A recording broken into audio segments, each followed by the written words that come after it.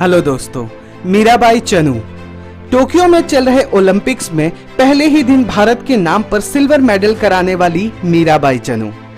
आज पूरा देश उनका स्वागत कर रहा है। हर कोई उनका नाम लेते वक्त गौरवशाली महसूस कर रहा है और वहीं मीराबाई के चेहरे पर भी एक बहुत ही बड़ी सी मुस्कान है।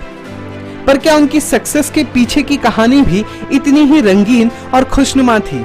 बिल्कुल भी नहीं। तो चलिए आज की इस रिपोर्ट में हम आपको बताएंगे कि आखिर मीराबाई चनू यहाँ तक कैसे पहुंची और किन कठिनाइयों का सामना उन्हें करना पड़ा। 1994 यानी कि 1994 में मणिपुर के एक बहुत ही छोटे गांव जिसका नाम है नोंगपोक काकचिंग, यही पैदा हुई थी मीराबाई चनू। मीराबाई चनू एक बहुत ही छोटे परिवार से थी। इनके घर में खाना चूल्हे पर बनता था, जिसके लिए इनके भाइयों के साथ इन्हें भी जंगल में लकड़ियां काटने रोज जाना पड़ता था। जब मीराबाई अपने भाइयों के साथ जंगल में लकड़ियां काटने जाती, तब वो अपने भाइयों के मुकाबले ज्यादा लकड़ियां उठाकर घर ले आती, और वो भी अपने भाइयों से पहले। मीराबाई के अंदर ये शक्ति पहले से ही मौजूद थी कि वो आगे चलकर कुछ बड़ा जरूर करने वाली है। मीराबाई ने भी अपने अंदर छुपे स्पार्क को बहुत ही जल्दी पहचान लिया, जिसके बाद मीराबाई ने स्पोर्ट्स में करियर बनाने का फरमान जारी कर दिया और सीधे पहुंच गई अपने भाई के साथ महज 14 साल की उम्र में स्पोर्ट्स अथॉरिटी ऑफ इंडिया के एक दफ्तर में, जहां वो आर्चरी यानी कि तीरंदाजी सीखना चाहती थी। पर उस स्पोर्ट्स एकेडमी में इसकी सुविधा उपलब्ध नहीं थी, जहां पर उनकी नजर पड़ती है कुंजरानी देवी की एक तस्वीर पर। कुंजरानी देवी ये भी मणिपुर की एक वेट लिफ्टर ही हैं, जिन्होंने नेशनल और इंटरनेशनल लेवल पर कई सारे खिताब अपने नाम पर कर रखा था। बस फिर क्या था, मीराबाई चनू इतनी ज्यादा इंस्पायर हो गई कुंजरानी देवी के वीडियो से कि उन्होंने तय कर लिया कि अब वो भी वुमन वेट लिफ्टर ही बनेंगी। ना आव देखा ना ताव, वो फिर एक बार पहुंचती हैं स्पोर्ट्स अथॉरिटी ऑफ इंडिया के दफ्तर, जहां इंटरनेशनल कोच अनीता चनू से वो ट्रेनिंग लेना शुरू कर देती हैं। रोज 2 बसों को बदलकर तकरीबन 22 किलोमीटर की दूरी तय करने के बाद वो अपने ट्रेनिंग इंस्टीट्यूट में पहुंचती थी सुबह ठीक 6 बजे, जहां पर दिन भर कड़ी मेहनत करने के बाद उतना ही रास्ता दोबारा से तय करके वो शाम को थकी हारी अपने घर पहुंचती और फिर अपनी माँ की मदद करती घर के कामों को पूरा करने में। मीराबाई चनू के इस मेहनत का फल जल्द ही नजर आने लगा। साल 2014 में जब कॉमनवेल्थ गेम में पहली बार मीराबाई चनू ने हिस्सा लिया, तभी उन्होंने भारत के नाम सिल्वर मेडल कर दिया था।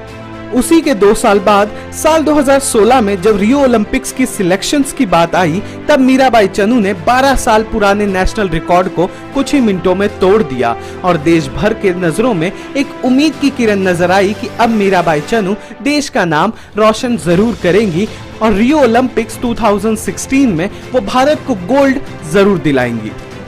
लेकिन रियो ओलंपिक्स 2016 में मीराबाई चनू ने गलत वेट लिफ्ट कर लिया था, जिसके चलते जजेस ने उन्हें सीधे सीधे डिस्क्वालीफाई कर दिया था, जिसके बाद मीराबाई को जग हंसाई शर्मिंदगी का सामना करना पड़ा।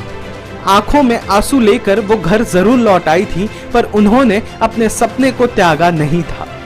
साल 2017 में वर्ल्ड चैंपियनशिप में वो दोबारा से हिस्सा लेती हैं और भारत के नाम पर गोल्ड दर्ज करवा देती हैं, जिसके ठीक 1 साल बाद साल 2018 के कॉमनवेल्थ गेम में भी मीराबाई चनू भारत को गोल्ड दिलाती हैं। इसी के साथ साल 2018 में भारत सरकार द्वारा उन्हें राजीव गांधी खेल रत्न अवार्ड से भी सम्मानित किया जाता है।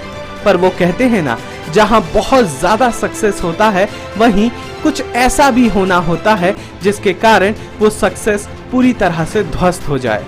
मीराबाई चनू के साथ भी कुछ ऐसा ही हुआ। साल 2018 के मध्य में ही उनके लोअर बैक में एक बहुत ही भयानक इंजरी हो गई, जिसके चलते उन्हें तकरीबन 1.5 साल तक अपने स्पोर्ट से यानी कि वेट लिफ्टिंग से दूर रहना पड़ा।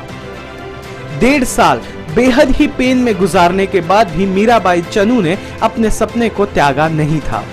साल 2019 के अंत में वो वापसी करती हैं और अपने ट्रेनिंग की शुरुआत दोबारा करती हैं, जिसका नतीजा साल 2021 यानी कि इस साल टोक्यो में चल रहे ओलंपिक्स में हमें साफ नजर आया, जब पहले ही दिन ओलंपिक्स के मीराबाई चनू वेट लिफ्ट करती हैं और भारत के नाम पर सिल्वर मेडल दर्ज करा देती हैं।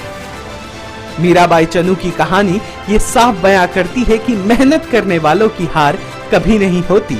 हौसले को कभी पस्त होने मत दीजिएगा। आपका क्या मानना है देश की बेटी मीराबाई चनू के इस इंस्पिरेशनल लाइफ स्टोरी को लेकर कमेंट करके जरूर बताइएगा। और अगर आपको ये वीडियो पसंद आया है तो इसे लाइक, शेयर, सब्सक्राइब जरूर करिएगा।